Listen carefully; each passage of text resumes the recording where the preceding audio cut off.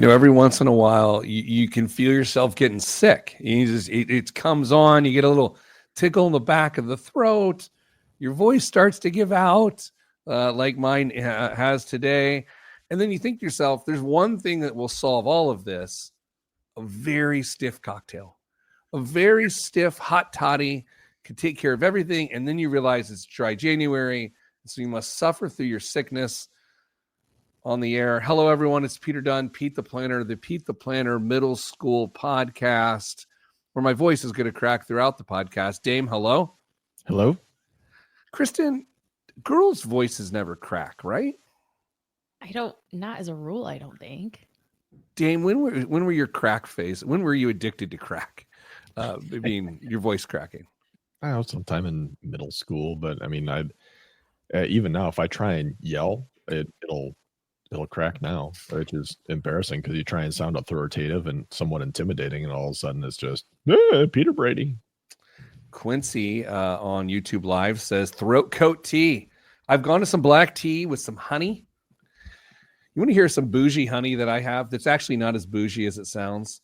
Mrs. Planner's aunties, if you will, both are Benedictine nuns in Kansas. This is going down a crazy path. And these are working nuns, meaning some of them are firefighters. Some of them make ales.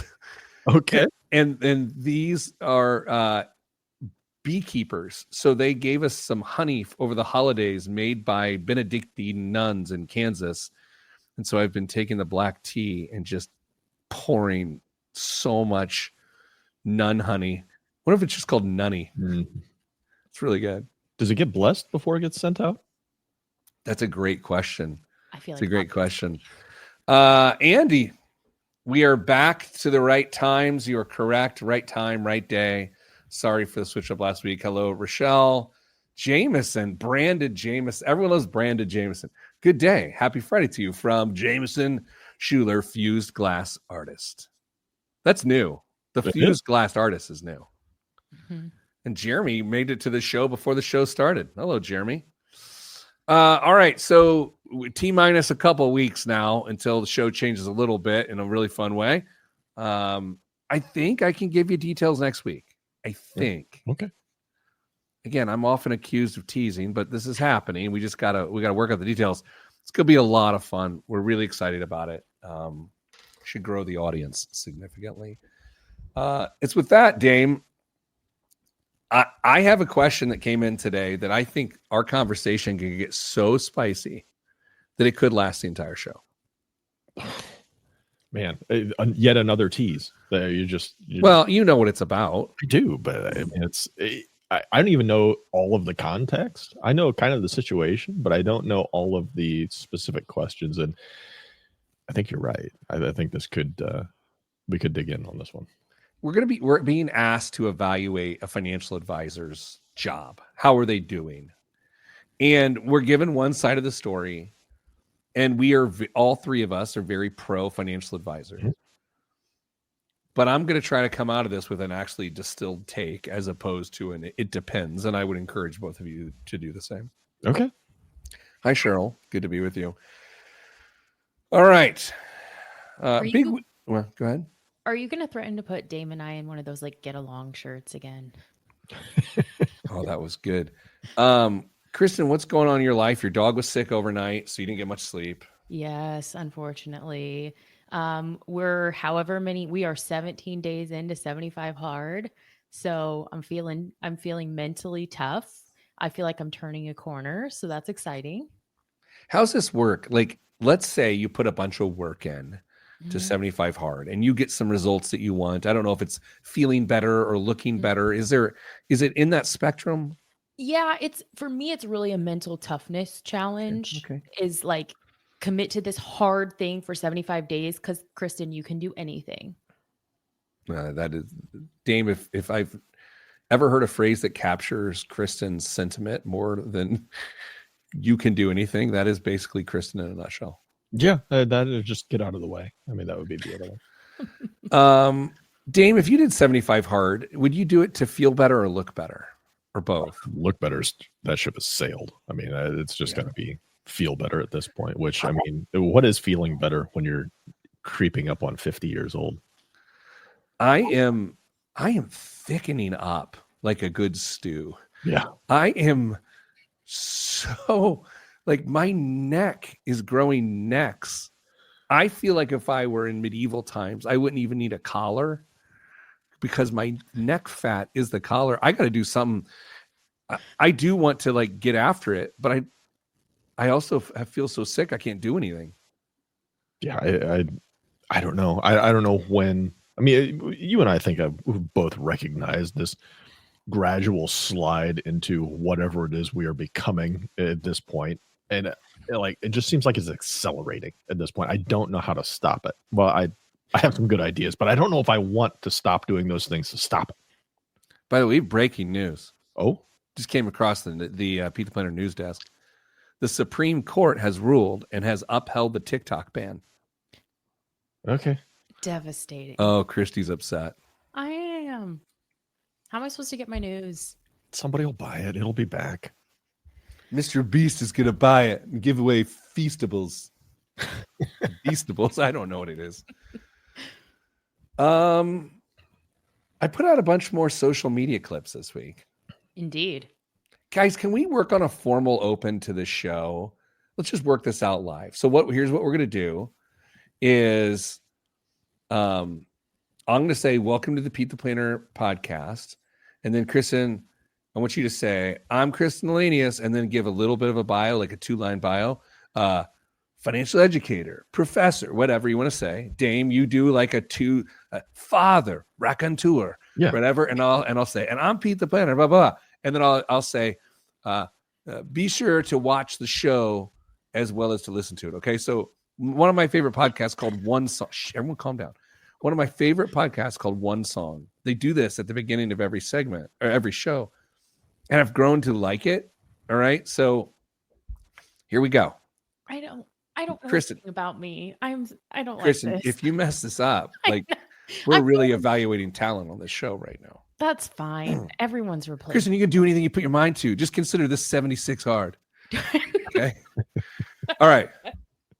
Welcome to the Pete the Planner show. You jacked it up. I said introduce yourself. No, first. I'm third. You're not listening. Okay. I'm sorry. I wasn't listening. I was nervous. Go okay. ahead. Now, just so you know, now you're second. Dame's first. Okay. All right. Okay. This is the Pete the Planner show. I'm Damian Dunn, certified financial planner practitioner and thin pillow aficionado. I'm Kristen Elanius, financial professional and golden retriever lover. And I'm Pete the Planner, author, speaker, and amateur cook. We're evaluating talent on this show. I'll let the live audience. Wait, how did I do worse than everybody? Who might have choked on that one? Thames was so good. Thames was good. Threw I don't me even. off. What was the last thing you said you were? Thin pillow aficionado. Oh, you're a thin pillow guy? Thin pillow. Team. Wow. Like, man, I'm 1 to 10. 10 being the like you're gonna have a neck ache for a week. Mm-hmm. I'm probably a 6, I think. So I progress throughout the night. I start kind of inclined, but then once I doze off, the big pillows come off and I'm just basically flat on the mattress. Kristen, pillow? Your ages are showing.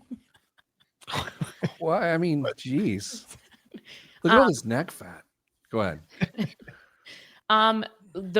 You gave like a firmness scale or like a thick scale, like an 8. Wow. Yeah.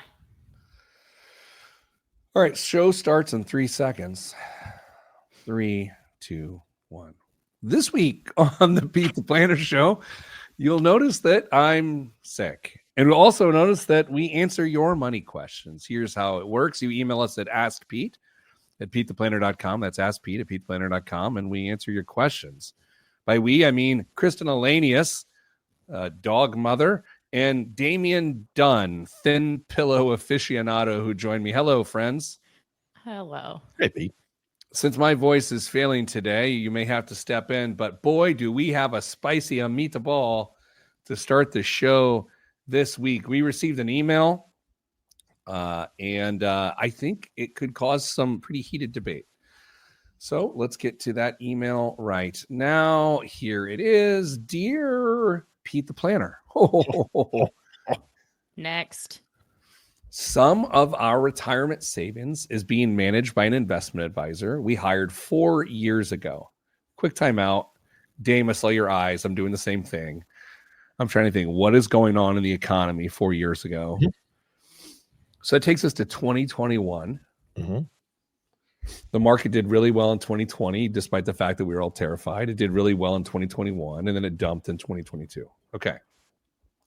The advisor is trustworthy and has high integrity, but I have 3 concerns. His fees are 1.25%. The emailer notes, considering the 4% rule in retirement, which again, we could debate for 2 more segments, fees would equate to 25% of our annual distributions. Number 2, he has underperformed the market. I would be less concerned about fees if we are at least close to market performance, but we're not. Number 3, we don't meet or get portfolio updates. Aside from our initial sit down and a couple of meetings where he gave advice, we don't have any quarterly annual reports or conversation about our financial future. It seems like the spectrum of expectations for advisors is pretty wide. At a minimum, I feel like we should be meeting once a year to review our portfolio, talk about goals, and do some intentional planning for our future. What should I do?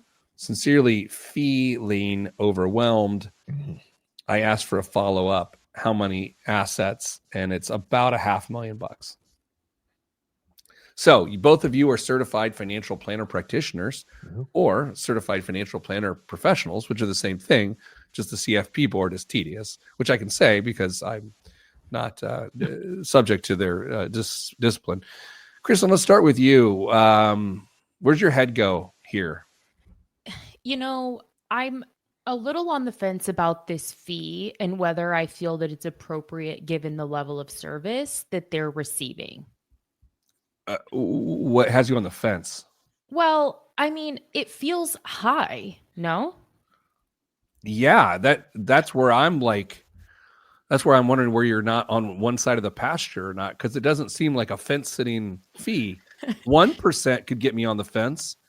1.25's got me standing in cow patties.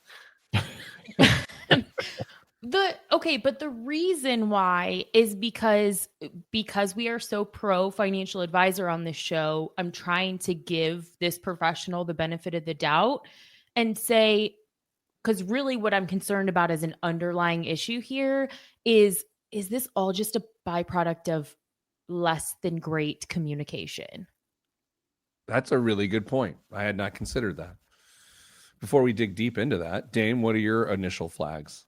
I mean, the fees, if you hadn't thrown the asset level in there, I wouldn't know if I'd have as big of an issue with the fees as you two might, because $1.25 is becoming pretty darn normal. It seems like, Pete, I don't know about you.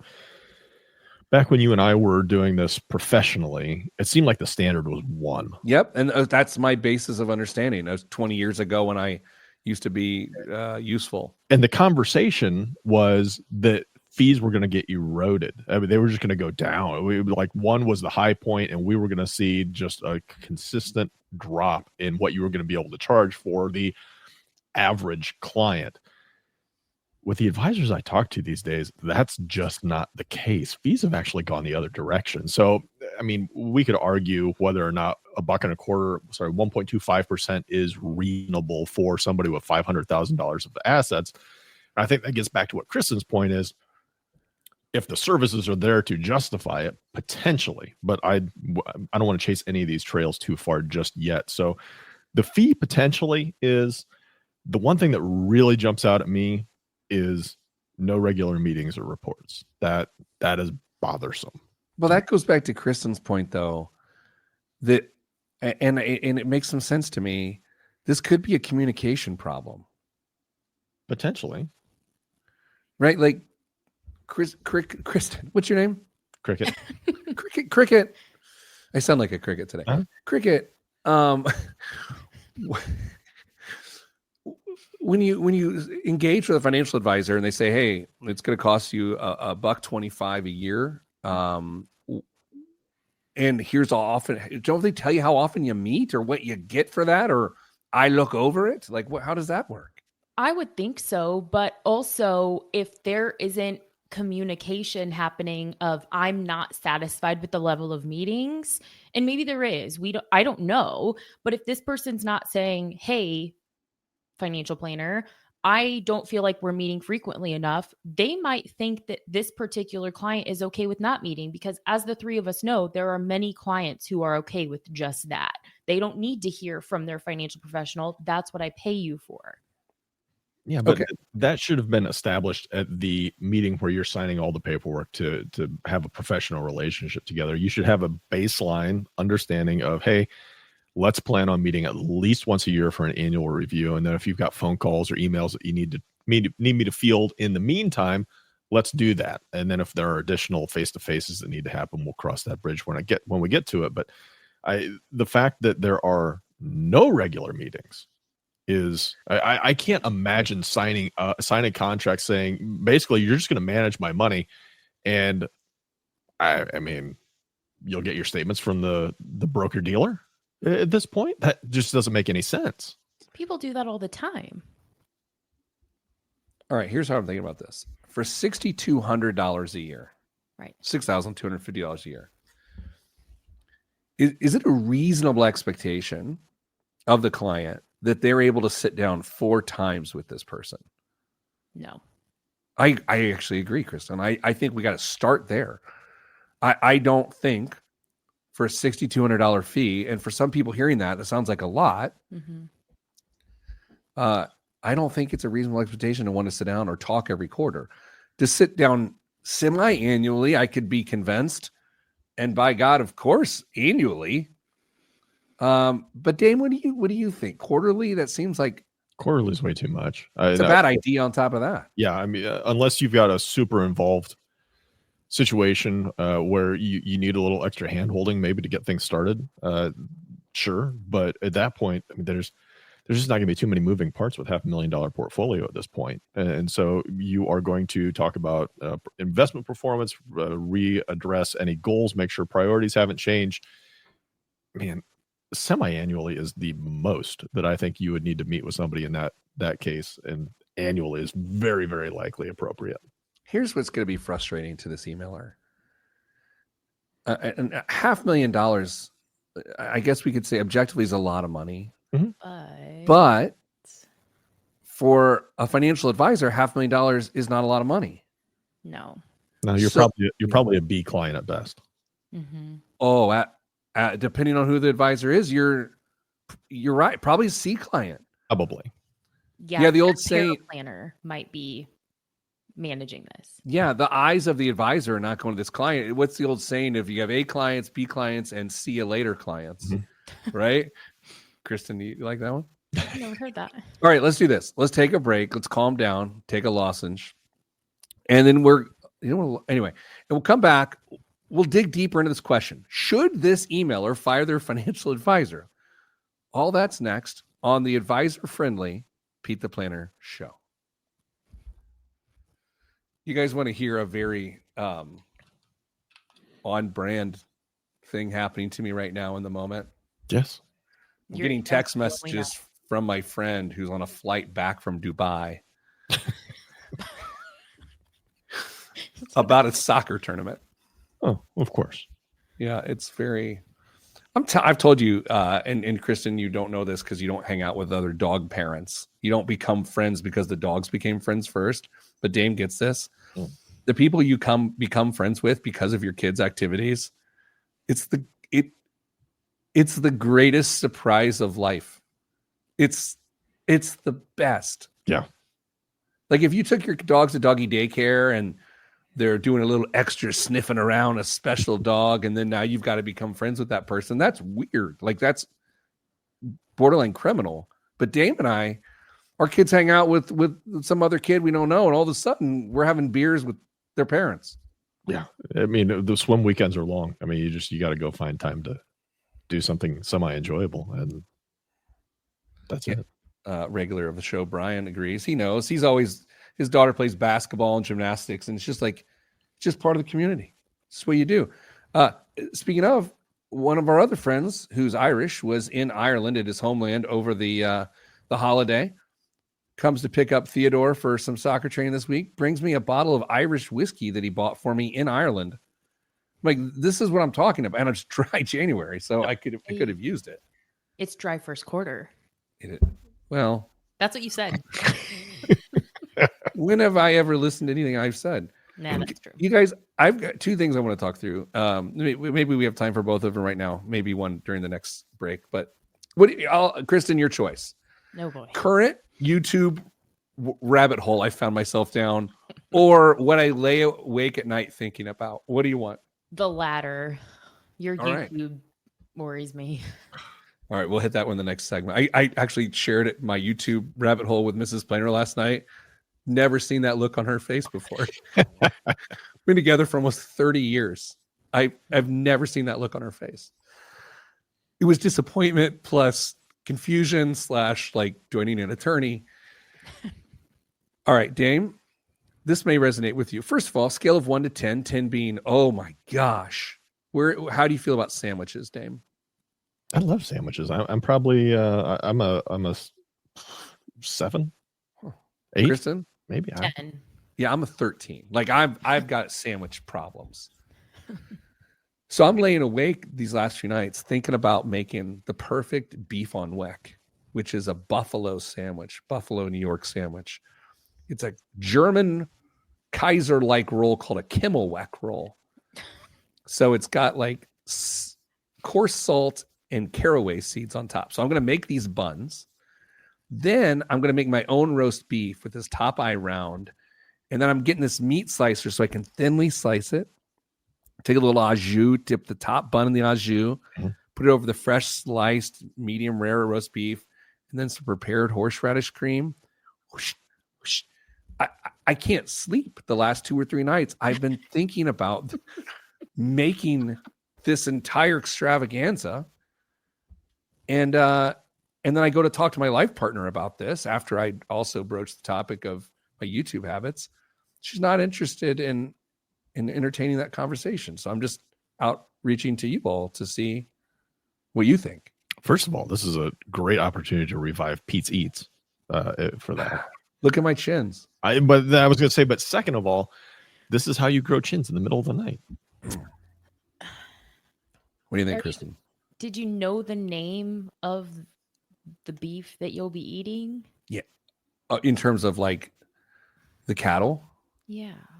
Okay. This is also bothersome. Friend of the show. Oh, geez. Wow.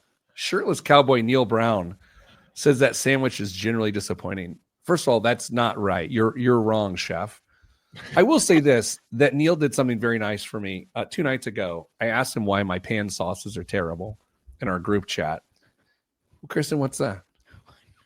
This is what old men talk to each other about. Your group chats are just not relatable to me. What do yours talk about? We're going bowling today, maybe. So my group chat is Neil and our buddy Chip. It's book recommendations, recipes, and job stuff. Like it's the weirdest thing. Anyway, he made a dinner last night to show me the viscosity of the sauce and the quality of the bubbles within the reduction that should be. He's a James Beard nominated chef. Like he's a big deal. But that's my group chat is videos of viscosity and bubble size. But it is hurtful for him to say the sandwich is generally disappointing. Maybe I don't like you. Figured out how to make it yet. Would it be a fun team building activity if we had Neil come and do a cooking class for all of us where we learn to make like a really good iconic dish? Would that be fun? A demo? Yeah, absolutely. All right. Do that at reunion. Let's get back to the show. My voice is fading. 3 segments to go.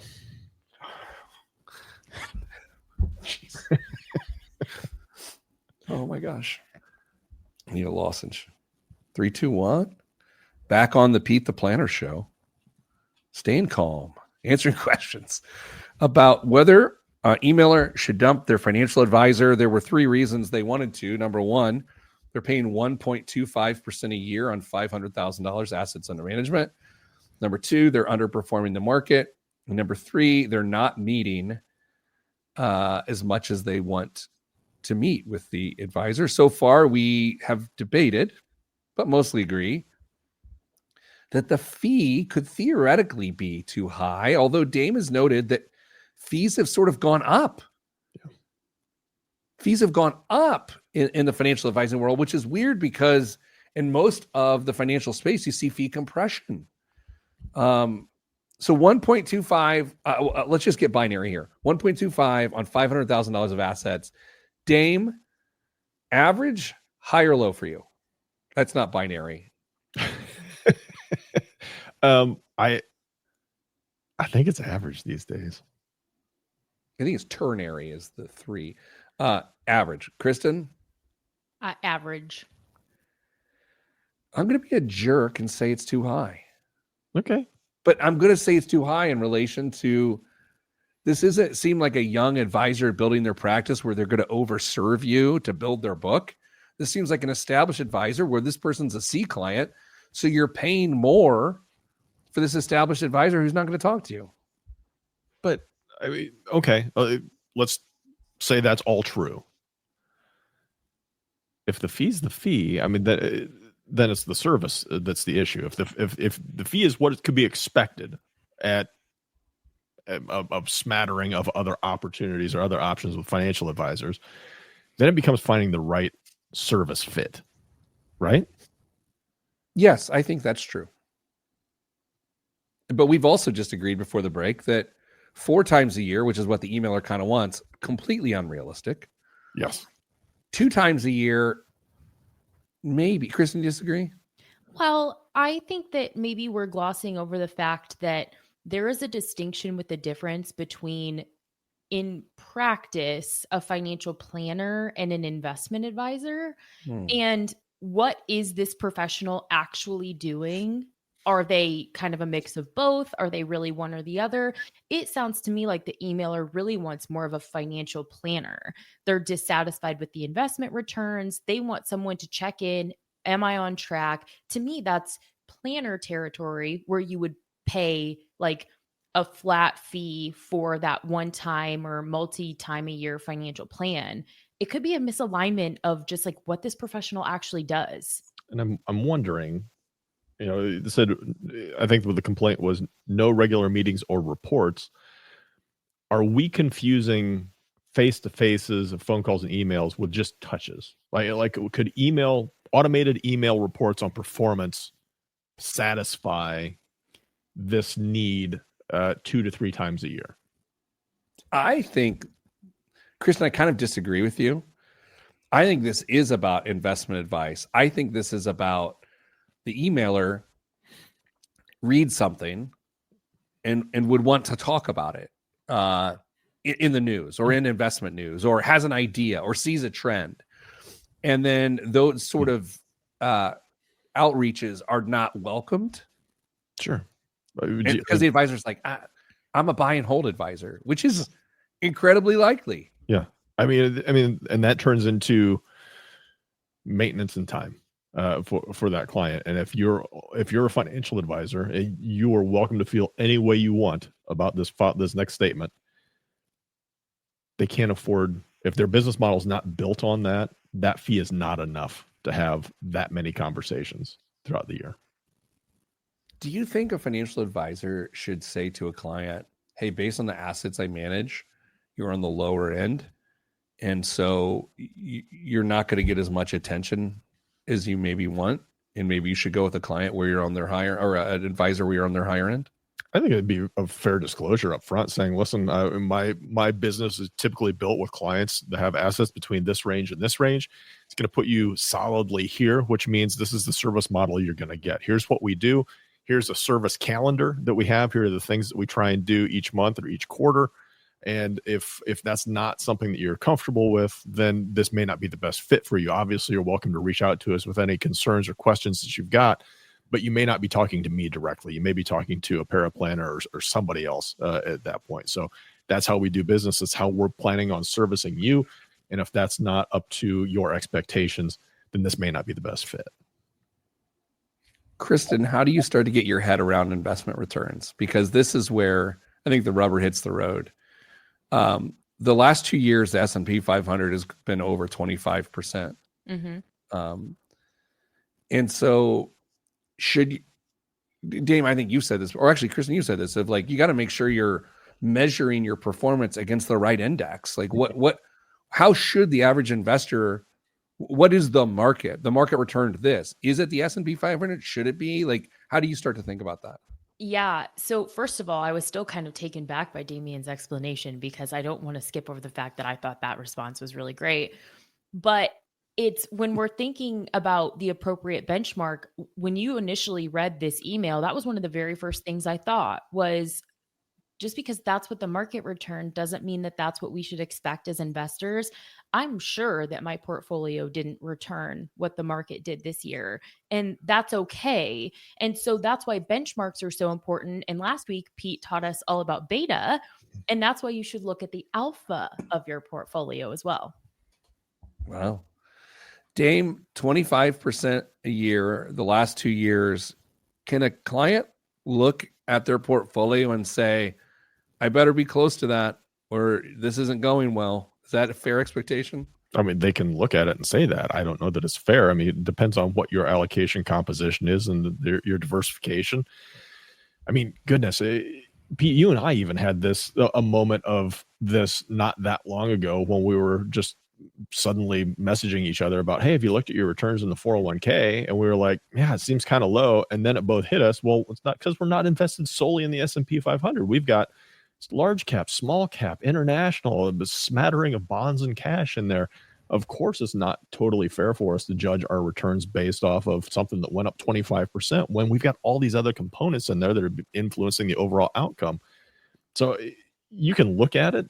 That's part of a communication problem for sure between the advisor and the client, making sure that they understand what benchmarks are and what's reasonable for an expected return. Now, if they aren't measuring your performance versus a reasonable benchmark, there's some questions there. I would make sure that that's part of your annual review, is that you are, I don't know, getting a reasonable return against a reasonable benchmark. That is not out of line at all. Kristen, would you actually ask what benchmark are you measuring your own performance against the advisor? If I were the client? Yeah. And I'd be asking about alpha. Can you explain alpha for those that don't know? Yeah. So alpha is your risk adjusted return. So Pete talked to us about beta and how having a higher beta than 1, the overall market, would mean that you were taking, in theory, more risk, where there could be more volatility in your portfolio. So the idea is when you factor that risk or volatility into your return, are you outperforming based on the amount of risk you're taking, or are you underperforming based on the amount of risk you're taking? So, I mean, to that point, Dame, does this emailer just simply go and figure out their alpha or ask the advisor for their alpha, and that could solve the whole problem? I mean, to some point, but if they're really hung up on underperforming the market, I mean, you've got to establish that first and foremost. And what is the market for you? What does that actually look like?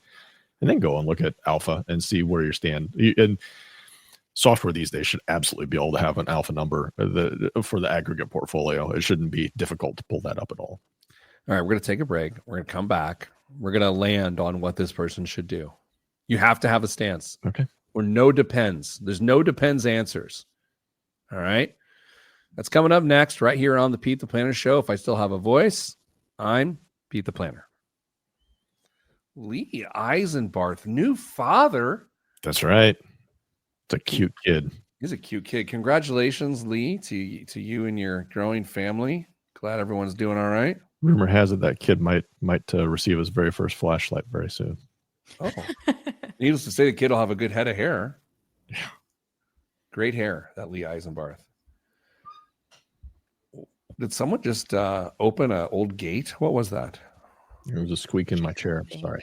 My chair squeaks too. Any critters in the barn today, Dame? I'm sure there are. I just haven't seen them. Jameson wants to know how's the prenatal chiropractor doing next door? It's doing okay. we're happy. Any business, any small business, we're supporters. You do hear quite a bit of carrying on through the other end of this drywall here. But look, we're aligned. Yeah. The chiropractor, it's an alignment joke. I know. Yeah, staying corrected. All right, so here's my YouTube rabbit hole. And this is coming off some pretty weird ones in the past. The weirdest to date is probably Indian head massages, which still, I mean, it's the classics. I'll jump on there and watch it. I obviously love bourbon videos. I love cooking videos. Here's my current obsession. Drunk people getting arrested at airports. It's the best. It's the best. But here's what's bad about it. You're kind of getting entertainment off of someone's worst day. Yeah.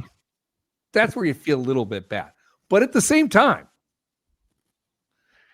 it's pretty fascinating. You still dabble with the stolen valor videos that the dude I sent you? From time to time. Okay. What's his name? I can't remember. I'd have to look it up, but I don't remember. Yeah, no, they pop up. But I do like a good airport drunken arrest video. Because they're like, what's the problem here? They're like, and then they can't talk. And then they say that I'm not drunk. I've only been drinking for the last 5 hours. And then it goes like this. The airline won't, it's very procedural. The airline won't board them. The second they refund the ticket, as opposed to rebooking them, that's a very dynamic moment of you're about to get banned from the airline for life.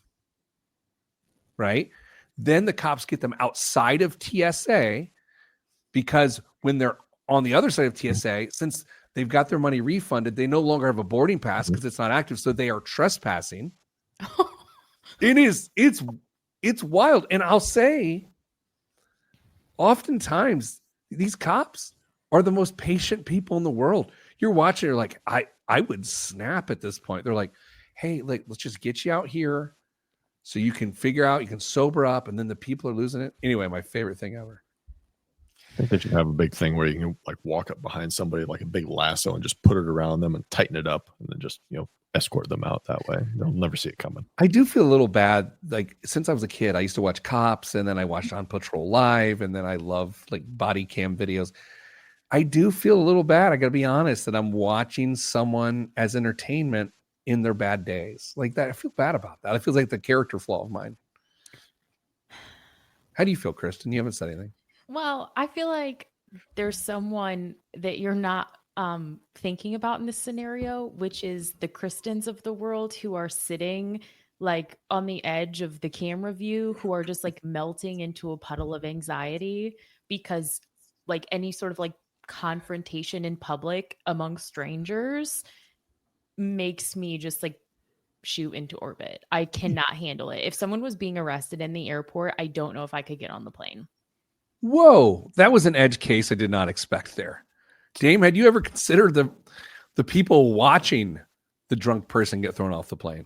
No. Oh. All right. I mean, so I'm focusing on Kristen here. I mean, like, so if you see two guys square off and throw, What are they doing?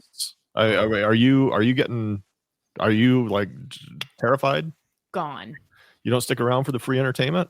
Absolutely not. I don't trust strangers. All right, Kristen, I'm going to wade into an uncomfortable territory here. Oh boy. You live in a small town. Currently, yes. Or when you move into where you're- are you going? Manhattan? I haven't always like lived on like Little House on the Prairie. I've Okay. lived in cities, but go ahead. So there's a local watering hole, right? Yeah, And I'm guessing you've been there. once Only once? or twice. Okay. And so a disagreement, a kerfuffle, Mhm. probably not that unusual. Relatively, actually. But you're saying if you're sitting at the local watering hole in a small town, and this we're not talking Roadhouse, which again, iconic movie, and two people start to fight, you just get anxiety over the fight that's happening. Absolutely. Dame, what do you do? I feel like Dame goes and tries to break it up. Gentlemen, he flashes them with his flashlight right in their pupils. Gentlemen, Rick, stop, Rick. I sit back. I try and get my back against the wall. That way, nobody can assume that I'm participating. Nobody can sneak up on me that way, and I enjoy. I like back against the wall. That's a well-informed perspective. Here's my answer. I would never be there. I would never be there. Yeah. Sounds like, as my dad always said, nothing good happens past 10 p.m. It's true. Nothing good happens after 10 p.m. I've been to some concerts where a lot of really good stuff happened after 10 p.m. Nightmares fuel. Thank you. I'm now thinking about the traffic, the parking, the crowds. Now you know how I feel about strangers being rowdy in public places. In 3, 2, 1. Back on the Pete the Planner show, hanging on to my voice. It should be better next week, folks. And you're thinking, I don't care. Dame, Kristen, join me as always. Here's what we're doing this segment. We are determining whether or not the emailer should dump their financial advisor. There were 3 main beefs. Kristen, I'm going to list the beefs. Beef 1, we'll call it the filet. I don't know why I'm doing that. 1.25% management fee on the $500,000 under management. Beef number 2, we'll call this the strip. Poor communication. The emailer wants to meet 4 times a year, and they barely meet at all. And number 3, which we will call a top round. Sorry, everybody. Performance, underperforming the market. So, Dame, there's underperforming the market, and then there's underperforming the market. So let's 25% S&P, like 25.5% average the last 2 years, which is monster. What is acceptable underperformance to that for an aggressive investor? I mean, if you're getting 20, you got to be pleased.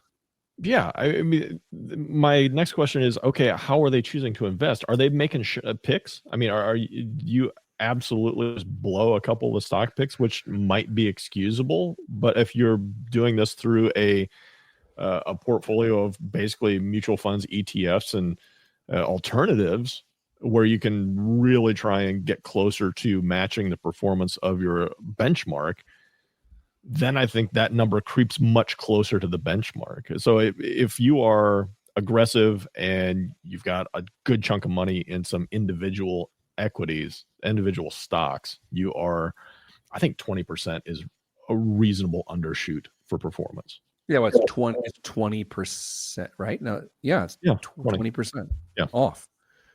Kristen?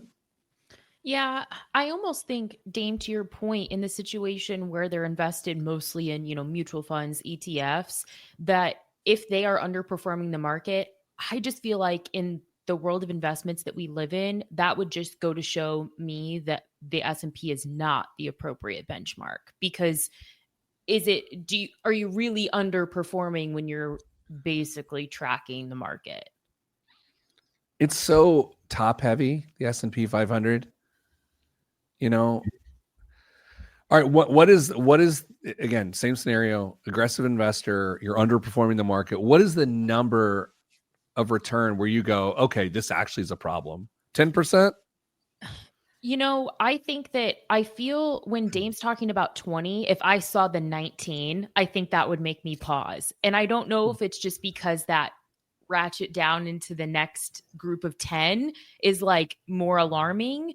But probably anything less than that is where I start to turn my head. I would go as low as 15. I'm kind of with you. I mean, I keep coming back as we're talking through this performance. Everybody wants to feel like they're keeping up when it comes to performance.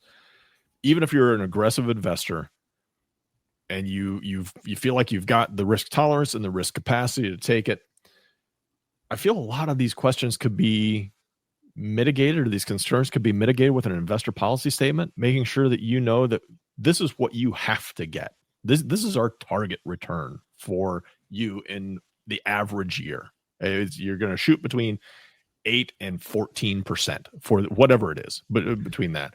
And if you're getting 17% when the market did 25, you're still crushing your IPS. at that point. I just don't know if there's a different way to frame this, not to justify what is perceived as underperformance by the advisor, but to make sure that you understand you're still on track. Before Kristen dives in on this, IPS, hit it. Investor policy statement. It's going to be like a 4 or 5 page statement. It's going to lay out all sorts of stuff. It's going to talk about things that you either specifically want to invest in or want to avoid. It's going to give you a target investment rate return annually for that. And it'll highlight a whole bunch of other stuff that goes along with it. But it's just a way to make sure that the advisor and the client are on the same page, knowing what the expectations are for that relationship. Yeah, Cricket, I want to hear your reaction to Dame. Well, I think the 15 in a year where the market returned 25, if this person really is an aggressive investor, for the better part of the last decade, it's been relatively easy to be a high performer. And I just don't know that I think that that's enough. I think 15 in relation to 1.2, you have to take it all together. True. The fee, the lack of communication or the miscommunication. I think we're missing an element here, though, guys. This person's been around their advisor for 4 years, which means they were their advisor in 2022 when the market was down 4%. Mm-hmm. What did their portfolio return in 2022? I think that tells you as much as anything here. Mm-hmm. If they outperform the market, then maybe calm down a little bit. If they underperformed, then net fees, I'd probably be Audi 5000. I'd be out. Sure. I think it's reasonable. Kristen, I'm going to put it to you bluntly, Okay. and I need an actual answer. Okay. Should they break up with their financial advisor? I do think that they should break up with their financial advisor. Now, do you want the justification or do we all want to say? No, go ahead. Okay. I think they should break up with their financial advisor because I think that their view of the advisor, whether the advisor is in the right or in the wrong, is too tarnished for this to be a successful relationship moving forward. And maybe no one actually did anything wrong here, but their foundation in this business relationship it's faulty. It wasn't built right. And I think they need to restart a relationship knowing what they're looking for in their investment professional, re-examine their risk tolerance and their risk capacity, and find someone that's better suited to meet their needs and their goals. Dame? I was going to say not until they do X, Y, and Z, but as Kristen was talking, she's right. There's already an expectation that a vibe that I'm not getting what I was expecting. And chances are that number of touches or meetings is not going to change. Even if you sit down or write a letter or email or whatever to the advisor saying, this is what I expect, they're probably going to say either I'm sorry, or we can absolutely do that if you're willing to pay us an additional X on top of the fees that we take out of your portfolio for our management. And if you already think that you're not meeting your performance standards, there's no way you're going to write a check out of your checking account. Checks, Kristen, by the way, is something that we used to have in the old days. There's no way you're going to take money out of your pocket and pay them more if you think they're already not doing their job. I agree with Kristen, 100%. Don't change a word. Kristen, I mean, who knew? This is why it's Cricket and Co. here. Mm-hmm. I think they need to break up their advisor. And I think more importantly, when they go in to interview new advisors, they need to have a list. They need to say, let's put it together in IPS. Mm-hmm. Let's understand the impact and the role of alpha that makes in our decision making here. And just here's the reality. You enter into a client advisor relationship as a client with some aptitude in terms of, are you a good client or not? Now you are a part of that relationship, and no one judges you for being a good client or not, but you are something, and that interacts with that advisor. And if that chemistry is off, then you probably, to Kristen's point, need to move on, but you need to then be better when you get into the next relationship to enhance and improve the chances of that chemistry working. And it's by educating yourself of to how to be a better client.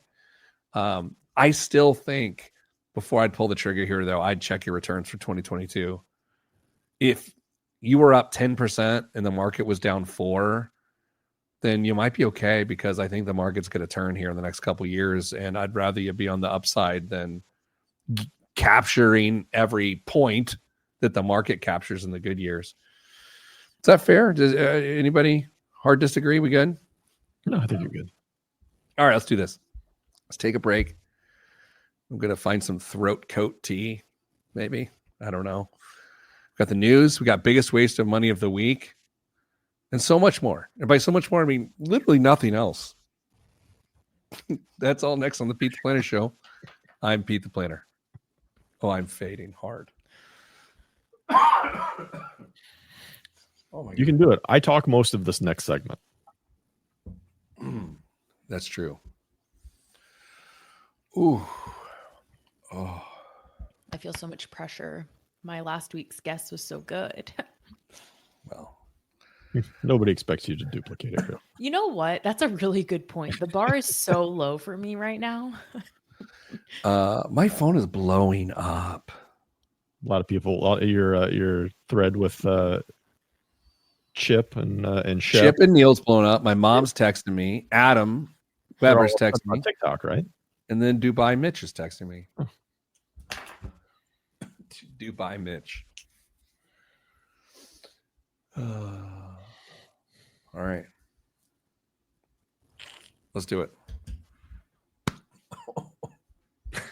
It hurts. I don't even know what I'm doing. What are we doing? Okay. Yeah.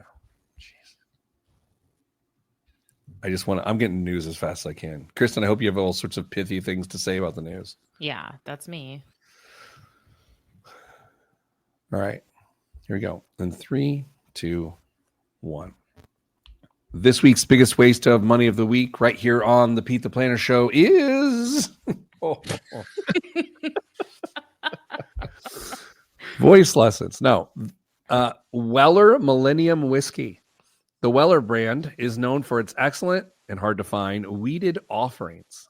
It's now expanding into the ultra-aged market with Weller Millennium. This expression is a blend of vintage, straight wheated bourbon and wheat whiskeys distilled near the turn of the millennium and matured at Buffalo Trace Distillery. By mixing whiskeys from 2000, 2003, 2005, and 2006, it highlights the smoothing impact of the wheat on the spirit, resulting in a balanced, complex sip with flavors of sweet caramel, oak, and dried fruits. Bottled at 99 proof in a 750 milliliter handcrafted crystal decanter, with a custom crystal topper hand-etched with W.L. Weller's original W stamp, it arrives in an illuminated display box that is an immediate collection centerpiece. I'm going to give you some additional context here. Okay. Cough my brains out. So to buy Weller, back to buy the Weller in 2000 or 2003 or 2005 or 2006, to buy like whatever the age is at the time, which is like 4 to 6 years. Mm-hmm. Would be somewhere between $50 to $100. Okay. Okay, so if you bought whiskey in the year 2000, it was probably in the barrel since 1994, and you would have paid 40, maybe $50. Okay? Mm-hmm. So if I buy the Weller that comes out today, it's called Antique 107, it would cost me between $50 and $100. And I will stop there. And then you can start to guess. Kristen, how much is this bottle of whiskey? The copy is leading me to believe that it's quite a bit more expensive than the dollar figures that you gave us. So I'm going to go with $1,300. Dame? What do you do with that display after the bottle's gone? Do you just leave the empty bottle in it? I think you just annoy your partner.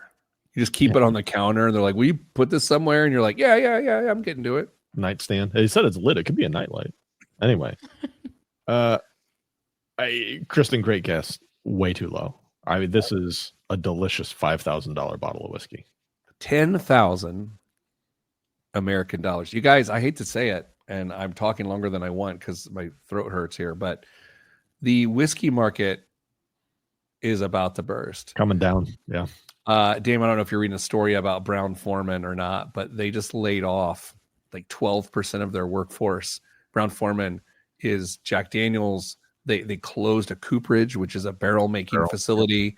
Like, I can't believe it, but it's actually busting. With that, I say, Dame, what's in the news this week?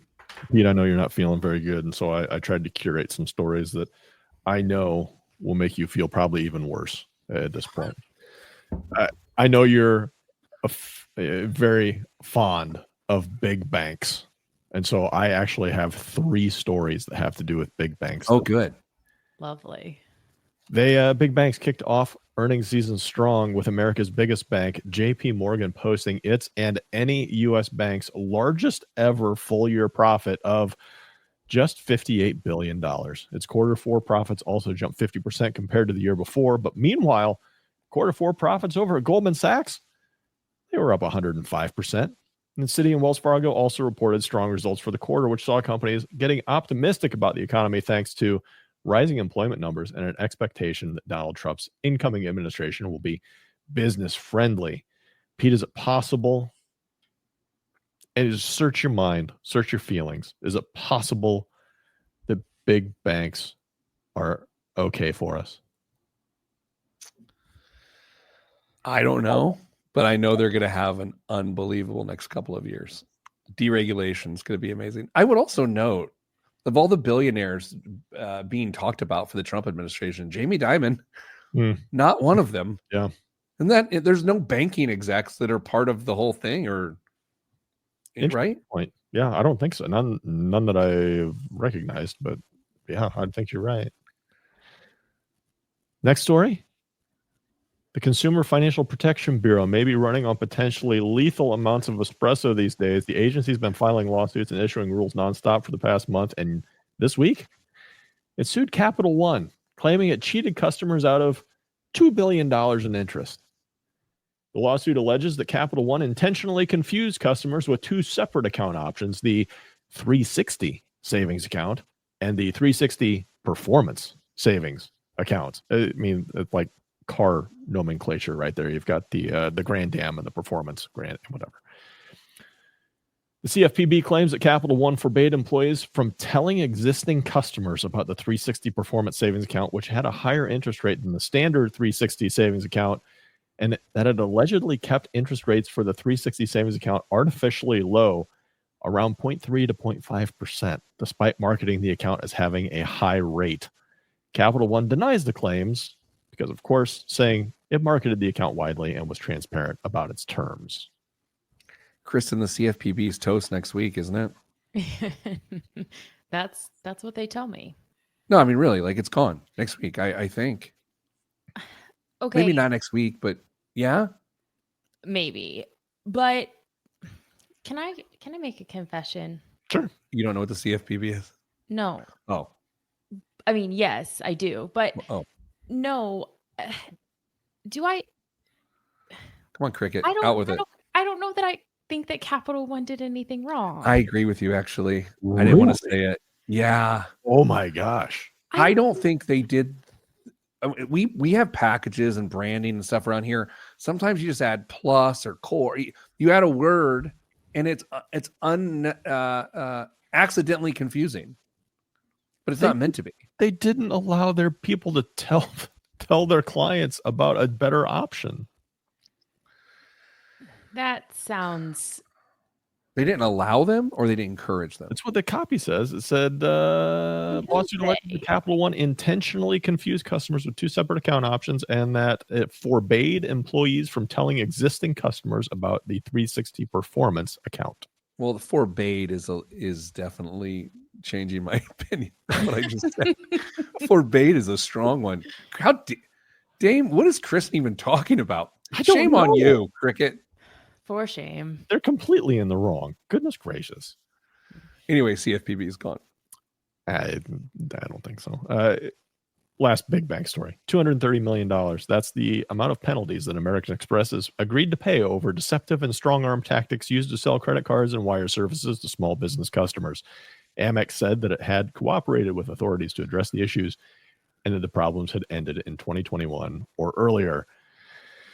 So we have banks with wonderful, wonderful returns, and we also have banks that are being accused of shenanigans. Oh, okay. But how much did they have to pay again, American Express?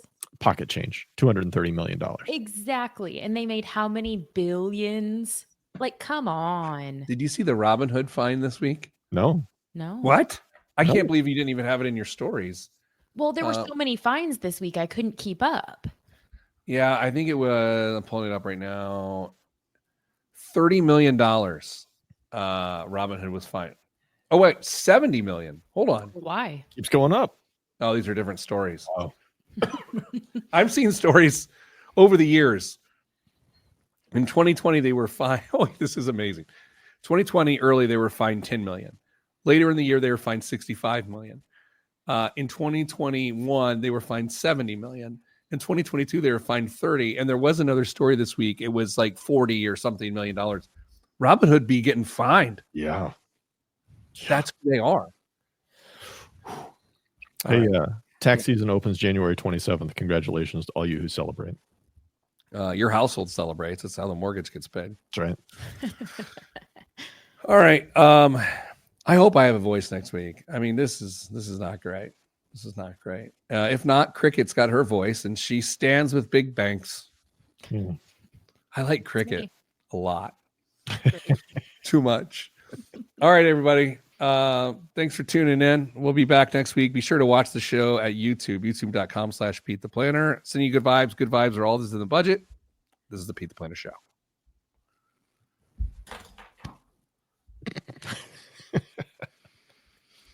You know, the thing is, in the coming weeks, we're going to have to explain all the little weird jokes of the show. Like when I say stay getting money at the end, we're going to have to like bring that back, help people understand it. And then because it happened in the moment, then became a thing, it actually gets dumber to explain.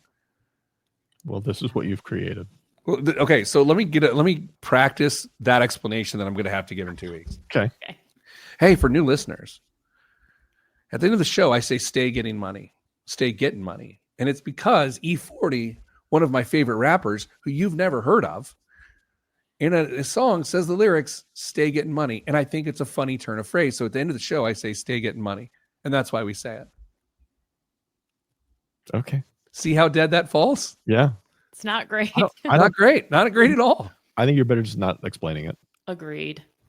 Really? They'll email in. There's 15 years worth of dumb inside jokes I'm going to have to like get people up to speed for. Isn't that what producers are for? No. To explain that stuff? How could they? They can make stuff up. We're not giving them a microphone. Cannot wait for. So are Dame and Pete related? Mm-hmm. Oh man. I very nearly decided to dig through an old t-shirt drawer and see if I could find my not related t-shirt, but I think it's gone by this point. Is Kristen their daughter? Uh-huh. Are they a same-sex couple and Kristen is their daughter? Yes. That's what it is. That's the dynamic. Yeah. Nailed it. Oh, You two dress alike. I'm the look, you've got the We're same. not wearing the same shirt. Just Okay, Steve Jobs. basically the same shirt. all right, I gotta go. Okay.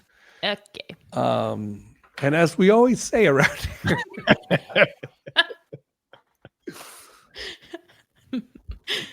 stay getting money.